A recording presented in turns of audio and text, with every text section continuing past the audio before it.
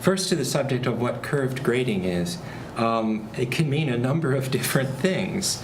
What it typically means in say large science lecture classes, which I happen to teach, although I don't do it in my class, I hasten to add, is that the average score is set at some letter grade, and then you go standard deviations either side of that and assign other letter grades up from whatever that average score set was. But students often come and say that they understand that that things are curved, but unless someone gives you the exact formulation of how they're using a curve to assign grades, it's a fairly hazy concept. I do agree, though, that in a case where the average is set to some letter grade, the feeling that you're competing with your peers in that class is stronger. Well, it's stronger. Yeah, it's stronger, and it's to some extent an accurate one because you're being measured against the average. So that is the case. Now, the question asks about how does a student deal with that in a large class? A first exam. We just had our first midterms 2 weeks ago. How do students deal with that? I have some experience with that, having taught Biology 102 for 20 years.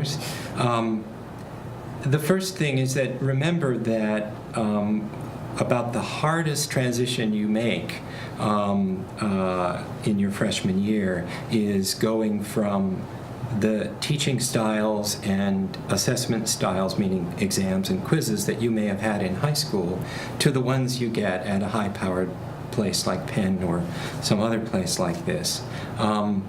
Typically in high school, assessments are done, or often in high school, assessments are done on a weekly basis. There are very clear study guides. You're going to need to know this. You commit this to memory and so forth.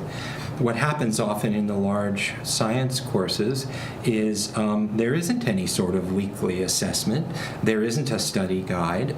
Ideas are presented and discussed in lecture. If it's a SAIL class, a structured active in-class learning, they may be discussed actively at the board with students and so forth, but understanding the ideas, knitting them together, the hard work of sort of producing a sort of interlocked, growing body of knowledge in your own mind is left much more to the student at this level than it is in high school.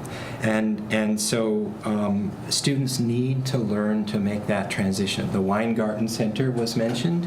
Weingarten, I have sent innumerable students to Weingarten to learn study skills. We talk about the study skills in office hours as well. Another tip is don't be afraid of your professor. Go in. So Jim mentioned his own son. I'll tell a story on my daughter who will finish college this spring. Her freshman year at a different institution. I was talking with her on the phone, and she said, I'm not doing so well in this one class. And I said, well, have you gone to see the professor? And she said, well, I don't want to seem like I'm a weak student. And I said, strong students go and see the professor. Weak students don't go and see the professor. So if you want to be a strong student, go and see the professor. And so that's another piece of advice. If you didn't do well on the first exam, march straight in to the next office hours. There won't be many people there, I guarantee it. There are usually lots of people before the exam, but not after. Go in or make an appointment. Talk to the professor. Tell him or her, I didn't do well. I would like to understand why I didn't do well. What is it about these questions that I didn't understand? What is it about my study work up to this exam that was not sort of appropriate for the kind of questions and the sort of level of understanding that was going to be asked? Probably the most common conversation that pre-major advisors have with students in the period from, the beginning days when everybody's all excited about everything and now after the first set of exams, evaluations, even papers and things have been given back is I'm not doing as well as I did in high school. That's a very common theme. And often, if you can get them to step back for a minute and say, okay, how did you study for this? What did you do? And how is it different from high school? It becomes really clear even to them that waiting, not reviewing your notes all the way along, even though you've been going to lecture for 5 weeks, might have been a mistake. Waiting to do the review and make that great study guide the weekend before the test is an okay technique, but you've already wasted all the time when you could have been building it up more slowly. This is also why we send people to the Weingart Learning Resource Center. The marvelous teachers over there are very good at helping students. They're not attached to the grade, they're not attached to the course. These are just teachers interested in people better controlling their own learning abilities, and so they can offer them some advice on different techniques for doing it. It is an extremely common, probably the most common experience for incoming freshmen up to this point. Yeah. Jim, do you have any comments along these lines? Not really. I mean, we don't teach to a curve in the humanities, basically. But I think there is pressure, there is anxiety. So these concerns about, how would a student deal with that sense of excessive pressure?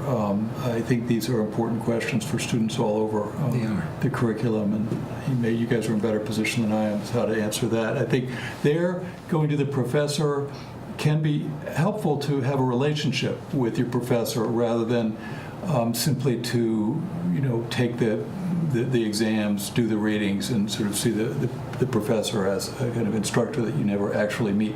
Relationships are important, not only among peers, but with administrators, with faculty.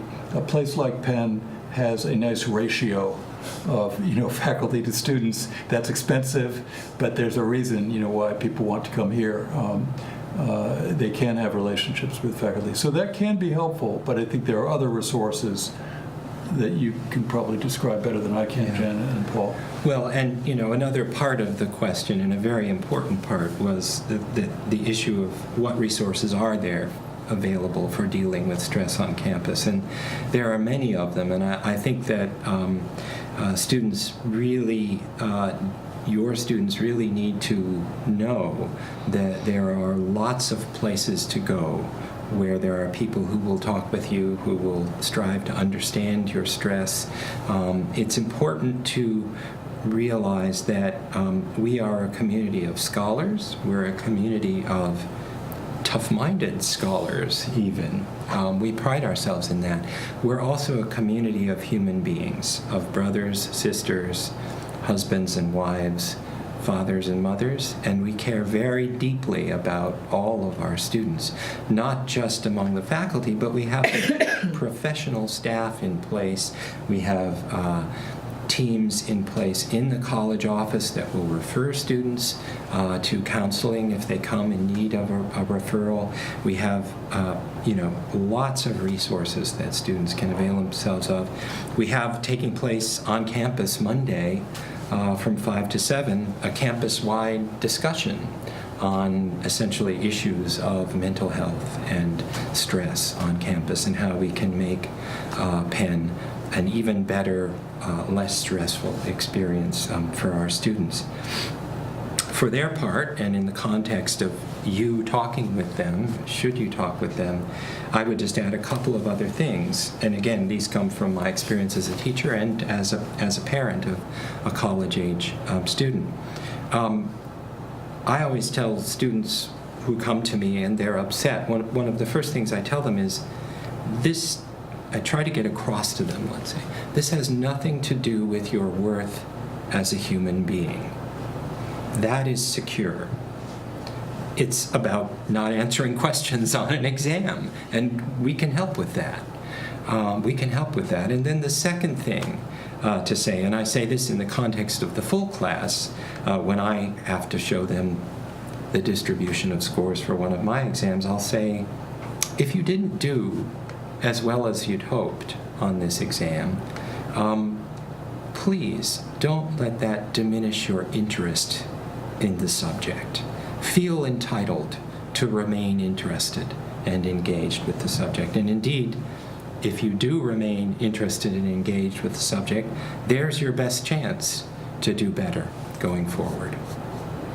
Also, I always want to remind parents of a very important reality, which is they are, in most cases, families are a safe place for a student to vent about their frustrations and about their being stressed out and about their being afraid. And that's a really good thing. And you should be able to feel like they can talk to you about something, but also remind them in that conversation that these are probably problems that if you went and found the right person, we could start to untangle the knot and make the stress level go down.